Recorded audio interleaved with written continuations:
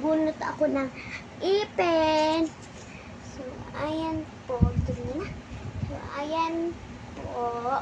Ito po, ipin ko. Ilalagay ko po sa higaan namin ng mama niya.